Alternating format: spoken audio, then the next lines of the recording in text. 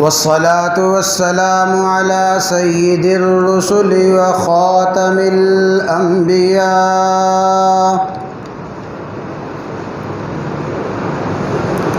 رب اشرح لي صدري ويسر لي أمري واحلل عقدة من لساني يفقه قولي سبحانك لا علم لنا إلا ما علمتنا إنك أنت العليم الحكيم.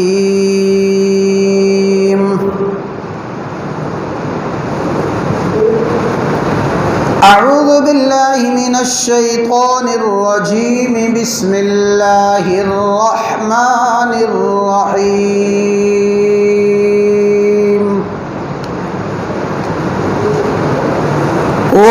ولنبلونكم بشيء من الخوف والجوع ونقص من الأموال والأنفس والثمرات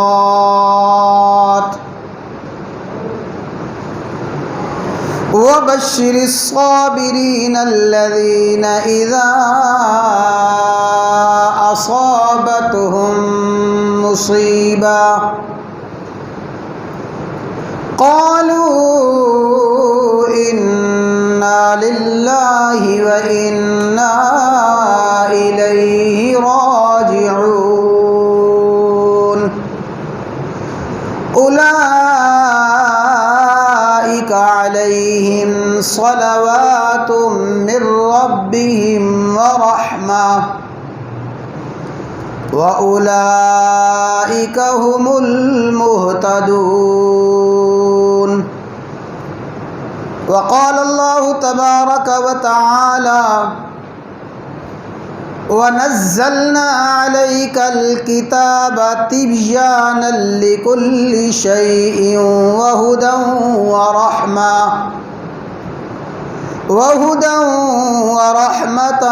وبشرى للمسلمين. وقال الله تبارك وتعالى أو كما قال الله تبارك وتعالى وقال النبي صلى الله تعالى عليه وسلم إن الله إذا أحب قوما ابتلاهم فمن رضي فله الرضا ومن سخط فله السخط أو كما قال النبي صلى الله تعالى عليه وسلم إن الله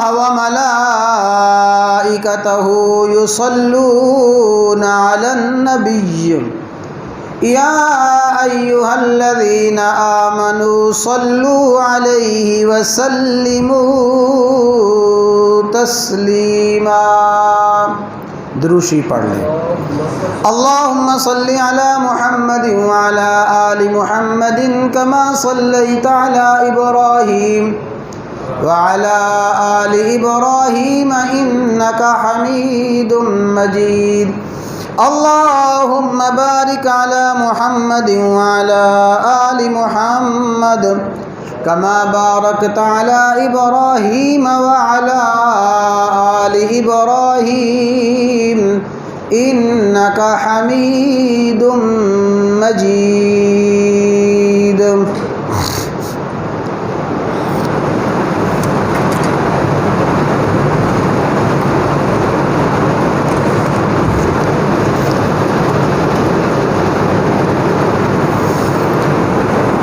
بزرگان محترم، برادران اسلام،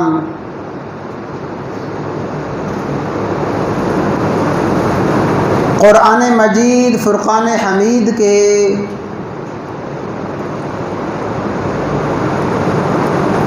دو مختلف مقامات میں سے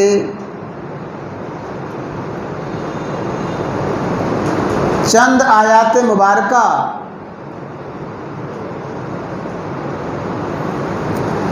امام الانبیاء سید الانبیاء خاتم الانبیاء حبیب کبریا شافع روز جزا سیدنا و مولانا محمد الرسول اللہ صلی اللہ تعالی علیہ وسلم کی ایک حدیث مبارکہ پڑھی گئی ہے.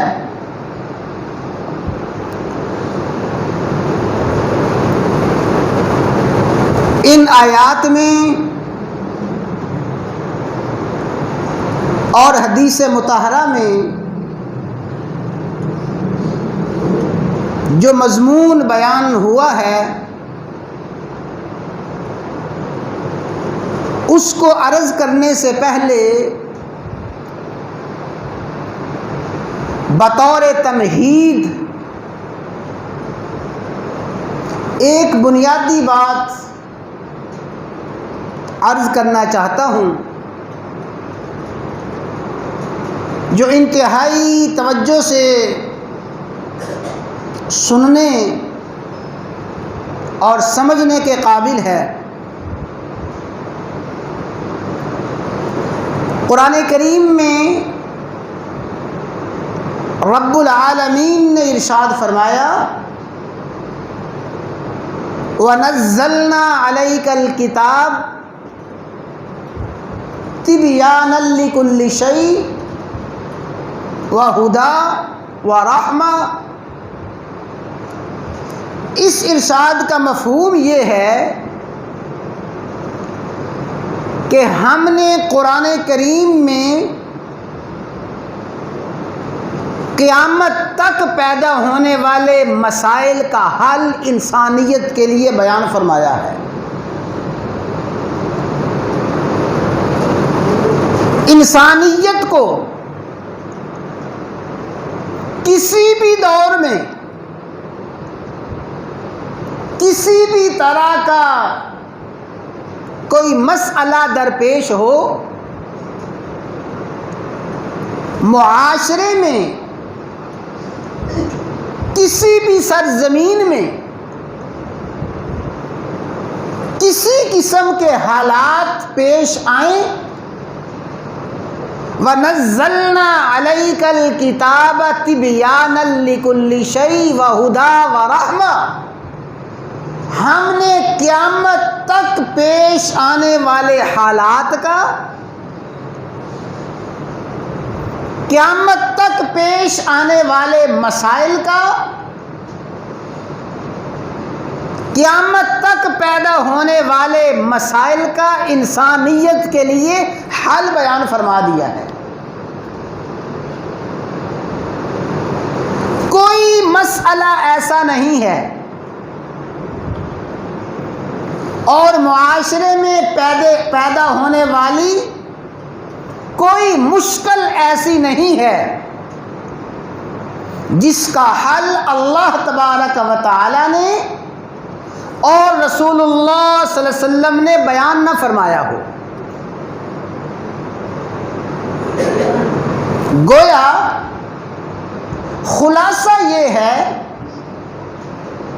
کہ قرآن کریم میں، احادیث میں انسانیت میں پیدا ہونے والی تمام مشکلات، معاشرے میں پیدا ہونے والے تمام مسائل کا پورا پورا حل بیان فرمایا گیا ہے.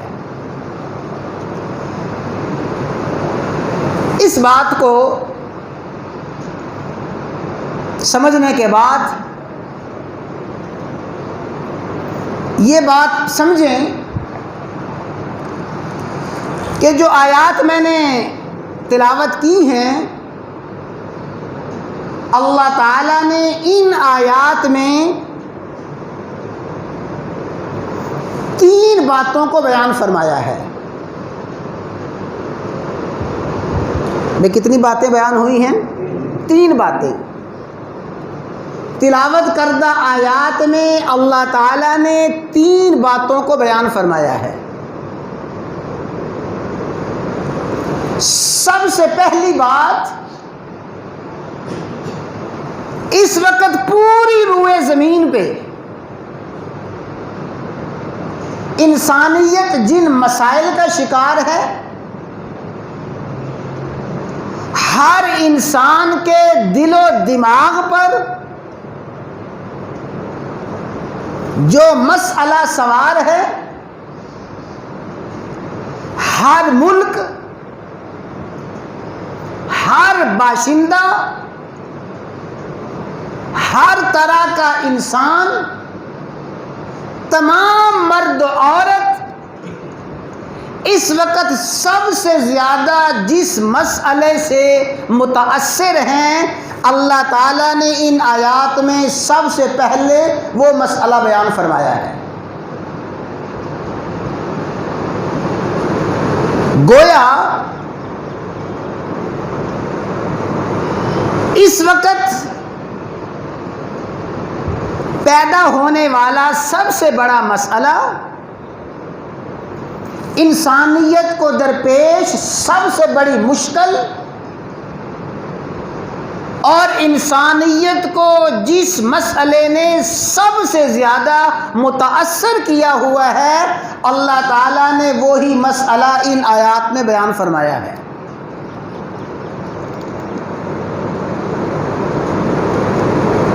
اور دوسری بات، اس مسئلے کا بنیادی حل کیا ہے، اس پریشانی کا حقیقی علاج کیا ہے۔ انسانیت کی کشتی،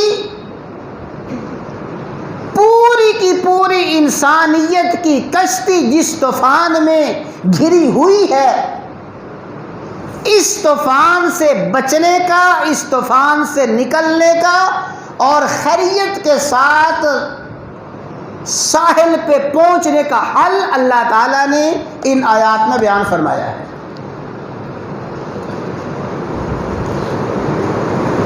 اور تیسری بات، جو شخص اس حل کو اختیار کر لے،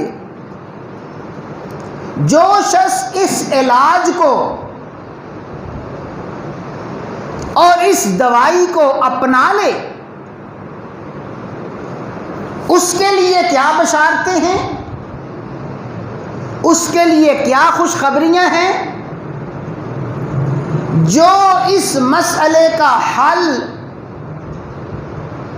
ان آیات کریمہ کی روشنی میں سمجھ جائے، اس حل کو اپنا لے، اس کے لیے کیسی شفائیں ہیں، اس کے لیے کیسی تسلیاں ہیں، کیسا اطمینان ہے۔ اللہ تعالیٰ نے ان آیات میں تیسری بات یہی بیان فرمائی ہے۔ اب ذرا تمام احباب انتہائی توجہ کے ساتھ ان آیات کا ترجمہ سمجھیں۔ سب سے پہلا، انسانیت میں پیدا ہونے والا اس وقت کا سب سے بڑا مسئلہ کیا ہے؟ فرمایا وَلَنَبْلُوَنَّكُمْ بِشَيْءٍ مِّنَ الْخَوْفِ وَالْجُوعِ وَنَقْصٍ مِّنَ الْأَمْوَالِ وَالْأَنفُسِ والثمرات۔ میرے بھائیوں، میں حلفیہ یہ عرض کرنا چاہتا ہوں، اگر ہم آئینے میں اپنی شکل دیکھیں، شاید وہ آئینہ ہمیں اتنی حقیقت نہ دکھائے جتنی حقیقت موجودہ حالات میں قرآن کریم کی یہ آیت ہمیں دکھا رہی ہے۔ فرمایا وَلَنَبْلُوَنَّكُمْ، اے ایمان والو ہم ضرور بضرور تمہیں آزماتے ہیں۔ لا والا، یہ جو لا ہے اس لام کو کہا جاتا ہے تاکید کا لام، اور وَلَنَبْلُوَنَّكُمْ یہ جو ون میں نون ہے اسے بھی کہا جاتا ہے نون تاکید ثقیلہ۔ وَلَنَبْلُوَنَّكُمْ کا لفظی معنی یہ ہے البتہ ضرور بضرور ہم تمہیں آزماتے ہیں۔ کیسے؟ بِشَيْءٍ مِّنَ الْخَوْفِ، کبھی تو تمہاری آزمائش ہوتی ہے تم پہ خوف طاری کر کے، خوف و ہراس،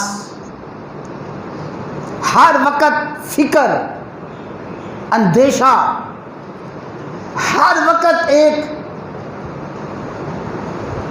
غم اور حزن کی کیفیت۔ من الخوف، کبھی ہم تمہیں آزماتے ہیں خوف طاری کر کے، والجوع، کبھی تمہاری آزمائش ہوتی ہے تمہیں بھوک دے کے، تم پہ بھوک مسلط کر کے، ونقص من الاموال، تمہارے مالوں میں کمی کر کے، روزگار میں مالی طور پہ معاشی طور پہ کمزور کر کے تمہیں آزماتے ہیں۔ والانفس، کبھی تمہاری جانوں میں تمہارے جسموں میں کمی کر کے، افراد میں کمی کر کے، جسموں میں صحت میں سلامتی میں کمی کر کے تمہیں آزماتے ہیں۔ والثمرات، اور کبھی تمہیں آزماتے ہیں تمہاری پیداوار میں کمی کر کے، ثمرات پھلوں میں، اور پھل سے صرف پھل نہیں، ہر قسم کی پیداوار، نباتات، اجناس، زرعی، زمین سے پیدا ہونے والی غذائی ضروریات، ہم تمہیں آزماتے ہیں، کسی کی آزمائش کرتے ہیں اس پہ خوف طاری کر کے، کبھی آزمائش ہوتی ہے بھوک مسلط کر کے، کبھی آزمائش ہوتی ہے مال میں کمی دے کر، کبھی آزمائش ہوتی ہے جانوں میں کمی کر کے، اور کبھی آزمائش ہوتی ہے پیداوار میں اجناس میں کمی دے کر۔ اس طرح وَلَنَبْلُوَنَّكُمْ ہم تمہیں آزماتے رہتے ہیں۔ بھئی تمام احباب ایمانداری سے بتائیں، اللہ تعالیٰ نے یہ جو معاشرے کی موجودہ حالات کی منظر کشی کی ہے، اس میں کوئی ذرہ برابر بھی خلاف حقیقت بات ہے؟ تمہیں آزماتے ہیں، ضرور بضرور آزماتے ہیں۔ یا اللہ کیسے؟ کبھی تم پہ خوف طاری کر کے، کیوں جی پوری انسانیت، ہر مرد و عورت اس وقت خوف کی کیفیت میں ہے یا نہیں ہے؟ بڑی توجہ کے ساتھ باتیں سمجھیں، یہ کوئی رسمی رواجی گفتگو میں نہیں کر رہا، اپنے دل کی کھڑکیاں کھولنے کے لیے، آپ کے دلوں پہ دستک دینے کے لیے، دل و دماغ میں یہ بات اتارنے کے لیے عرض کر رہا ہوں۔ پوری کی پوری انسانیت خوف کی کیفیت میں ہے، والجوع، بھوک کی کیفیت میں، کاروبار ختم ہے، کارخانے، فیکٹریاں، ہر قسم کی روزی اور روزگار ختم ہو کے رہ گیا ہے۔ وَنَقْصٍ مِّنَ الْأَمْوَالِ، تمہارے مالوں میں کمی دے کر تمہیں آزماتے ہیں۔ یہ تو وہ آئینہ ہے، ہر کسی کو اس آئینے میں یہ حالات نظر آ رہے ہیں، اس کی تفصیل میں کیا عرض کروں۔ مالوں میں کمی دے کر بڑے بڑے کاروباری اور بڑے بڑے دھاڑی لگانے والے، کمانے والے کن حالات کا شکار ہیں آپ مجھ سے بہت بہتر سمجھتے ہیں۔ والانفس، جانوں میں کمی دے کر بیماری، بخار، زکام، نزلہ، مختلف قسم کی بیماریاں، اور پھر ان بیماریوں کے نتیجے میں پے در پہ اموات۔ آج فلاں خاندان کا فرد فوت ہو گیا، فلاں فوت ہو گیا، فلاں کی بیماری اور فلاں کی موت کی خبر آ گئی۔ اور والثمرات، اور تمہاری غذاؤں میں، تمہارے اجناس میں کمی دے کر ٹڈی دل نے، یہ ٹڈیوں نے جنوبی پنجاب کی ساری فصلیں برباد کر دی، گندم نایاب ہو کے رہ گئی۔ وہ گندم جو ہمارے ملک کی بڑی پیداوار میں سے تھی، بڑی اجناس میں تھی، وہ گندم نہیں مل رہی، آٹا نہیں مل رہا۔ یہ حالات اللہ تعالیٰ نے ان آیات میں بیان فرمائے ہیں، اور یہ حالات اللہ تعالیٰ نے جو آج سے کئی سو سال پہلے بیان فرمائے تھے، یہ آیت مبارکہ آج کے حالات کو 100% بیان کر رہی ہے۔ یہ تو ہے موجودہ حالات۔ اب موجودہ حالات کا حل کیا ہے؟ ان مسائل کا حل کیا ہے؟ مشکلات کا حل کیا ہے؟ اس مصیبت کا، اس پریشانی کا علاج کیا ہے؟ وبشر الصابرین، صبر کرنے والوں کو خوشخبری سنا دیں۔ ان حالات میں بھی، ان مشکلات میں بھی، اور ان امراض میں بھی جو صبر کرتے ہیں، صبر کی دوائی، صبر کا علاج اور صبر کا نسخہ کیمیا اپناتے ہیں، انہیں بشارت ہے، خوشخبری ہے کہ یہ حالات، یہ بیماریاں، یہ مالی مشکلات، یہ جانی مشکلات صبر کے علاج سے، صبر کی دوائی سے اور صبر کے نسخے سے، یہ سارے کے سارے مسائل ان کے لیے خوشخبری اور بشارت کا ذریعہ بن جائیں گے۔ صبر کرنے والے کون سے؟ الذین اذا اصابتہم مصیبہ، صبر کرنے والے وہ ہیں جب بھی ان کو کوئی مصیبت آتی ہے، کوئی پریشانی آتی ہے۔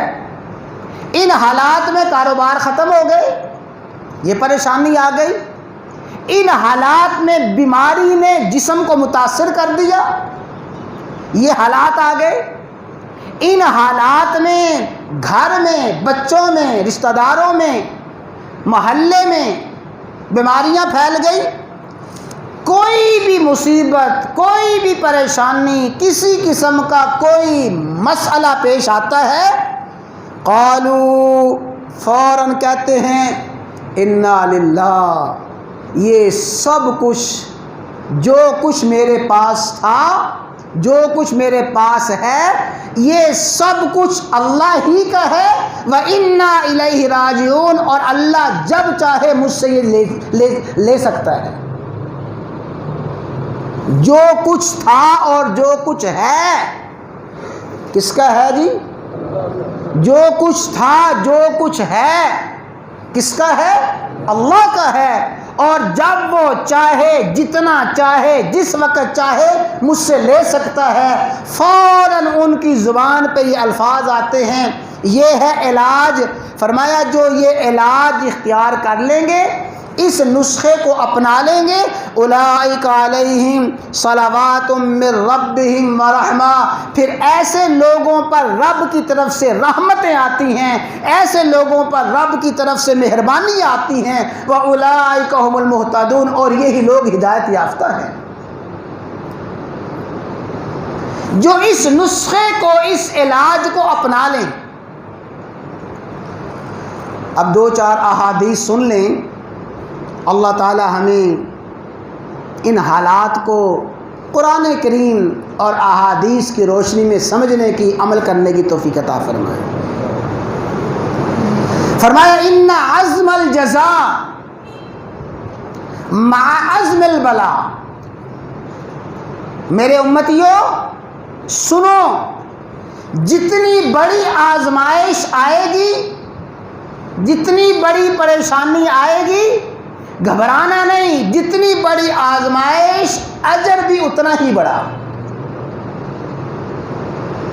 جتنی بڑی پریشانی اجر اتنا ہی بڑا۔ لیکن صرف پریشانی پہ اجر نہیں، اچھی طرح سمجھیں، صرف بیماری پہ اجر نہیں، فرمایا ان اللہ اذا احب قوما ابتلاہم، جب اللہ تعالیٰ کسی قوم سے محبت فرماتے ہیں، بندوں سے اللہ تعالیٰ پیار فرماتے ہیں، ابتلاہم، اللہ تعالیٰ اپنے ان بندوں کو آزمائش میں ڈال دیتے ہیں، فمن راضیہ فلہ الرضا، جو بندہ اس آزمائش میں راضی رہتا ہے اسے رب کی رضا حاصل ہو جاتی ہے۔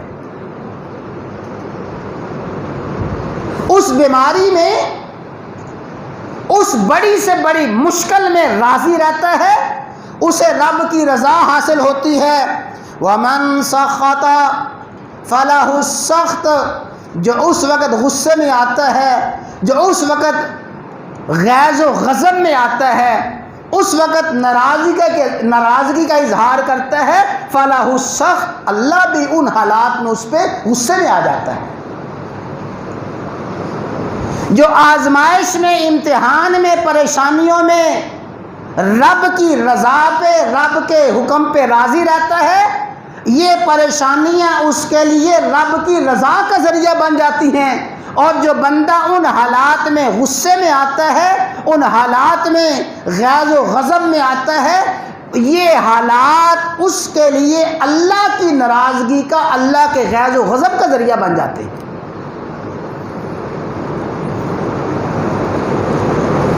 اور سنیں، رسول اللہ صلی اللہ علیہ وسلم نے ارشاد فرمایا اذا ابتلیت عبد المؤمن، جب میں اپنے کسی مومن بندے کو آزماتا ہوں، اپنے مومن بندے کی آزمائش کرتا ہوں، وَلَمْ يَشْكِنِي إِلَىٰ عَوَادِهِ، اللہ، وَلَمْ يَشْكِنِي إِلَىٰ عَوَادِهِ، میں نے مومن بندے کو بیمار کیا، مومن بندے کو وائرس سے متاثر کیا، مومن بندے کی اولاد کو، مومن بندے کے بیٹوں کو، بیٹیوں کو، بیوی کو، کسی کو موت طاری کر دی، لوگ اس کے پاس بیمار پرسی کے لیے آتے ہیں، تعزیت کے لیے آتے ہیں، افسوس کے لیے آتے ہیں، ولم یشکنی، وہ کسی قسم کا شکوہ شکایت نہیں کرتا، بیمار پرسی کرنے والوں سے، اظہار افسوس کرنے والوں سے، حال و احوال دریافت کرنے والوں سے شکوہ شکایت نہیں کرتا۔ وہ شکوہ شکایت نہ کرے، وہ اس بیماری پہ تنقید اور تنقیص نہ کرے، غصے کا اظہار نہ کرے، بلکہ میری اس رضا پہ راضی رہے۔ یہ پریشانی اور یہ بیماری اور یہ تکلیف، اللہ اکبر، رسول اللہ صلی اللہ علیہ وسلم نے ایک صحابیہ سے پوچھا کہ تیرا کیا حال ہے؟ اس صحابیہ رضی اللہ تعالی عنہا پہ مرگی کے دورے پڑتے تھے، دورے پڑتے ہیں، چلتی چلتی گر جاتی ہیں، بیٹھی بیٹھی گر جاتی ہیں، انتہائی مرگی کے دورے اس پہ پڑتے ہیں۔ فرمایا تیرا کیا حال ہے؟ یا رسول اللہ صلی اللہ علیہ وسلم دورے مجھے پڑتے ہیں، چلتے چلتے گر جاتی ہوں۔ فرمایا ان شئتی دعوت اللہ لکی، اے میری صحابیہ اگر تو چاہے میں اللہ کی بارگاہ میں تیرے لیے دعا کروں اور میری اس دعا کے نتیجے میں تجھے شفا مل جائے، اگر تو چاہے میں دعا کر دوں۔ وَإِن شِئْتِ، اگر تو چاہے فَاصْبِرِي، تو صبر کر لے، تو صبر کرے گی؟ رسول اللہ صلی اللہ علیہ وسلم نے ارشاد فرمایا صبر کر لے، وَلَا حِسَابَ عَلَيْكِ، اگر تو اس بیماری پہ صبر کرے گی اللہ اس بیماری پہ صبر کرنے کا تجھے اتنا بدلہ دیں گے، اتنی جزا دیں گے، تجھے بغیر حساب کتاب کی جنت میں داخل فرما دیں گے۔ اگر چاہے تو صبر کر لے، چاہے تو دعا کروں۔ اس نے عرض کی اللہ کے رسول میں صبر ہی کرتی ہوں، اس لیے کہ صحابیہ کو پتہ تھا اس صبر پہ جو جزا بیان فرمائی جا رہی ہے وہ 100% حق اور سچ ہے۔ اللہ کے حبیب میں صبر کرتی ہوں، بس ایک درخواست ہے کہ جب میں بے ہوش ہوتی ہوں تو میرا سطر کھل جاتا ہے، مجھے پتہ نہیں چلتا، بے پردگی ہو جاتی ہے، یہ دعا فرما دیں کہ اللہ تعالیٰ میرے سطر کو محفوظ رکھے، باقی میں اس بیماری پہ صبر کرتی ہوں۔ تو حضرات گرامی، جو ان آزمائش میں، ان تکالیف میں، ان پریشانیوں میں، ان حالات میں صبر کرتا ہے، شکوہ شکایت نہیں کرتا، پھر اللہ تعالیٰ اس کو وہ مقام عطا فرما دیتے ہیں کہ وہ بندہ بغیر حساب کتاب کے جنت میں داخل ہو جائے گا۔